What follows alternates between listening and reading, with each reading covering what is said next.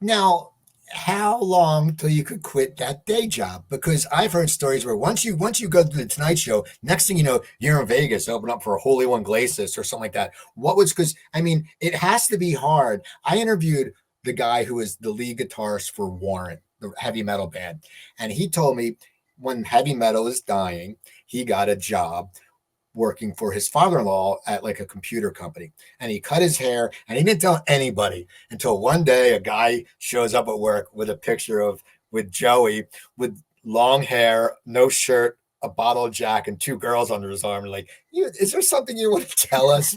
But for you, Oh after, my and God. then he's like, oh yeah, I used to be in a rock band, we toured the world. But now for you, you go back to your job, but you did the Tonight Show. Did you automatically get a new agent? What happened? I mean, because it's a matter of how do you even go back to a? I know you need money, but how do you even go back to a job when you did the fucking Tonight Show with Johnny Carson?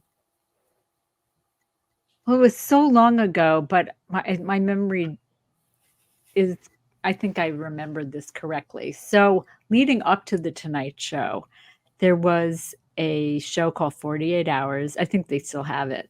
And they were doing a whole show about stand up comedy. And I was one of the segments. They were following me at my administrative assistant job at Radcliffe College.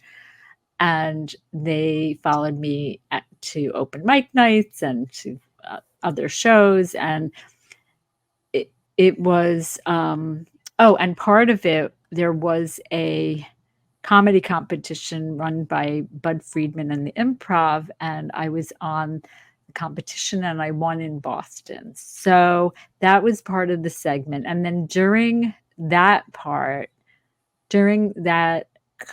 contest, the guy from the Tonight Show came up to me and said, "How come we haven't seen you?" His name was Jim McCauley. And I said, "I don't know. I mean, I've been in Boston for 6 years. I don't know why you would have seen me." And he goes, "Would you like to do the show?"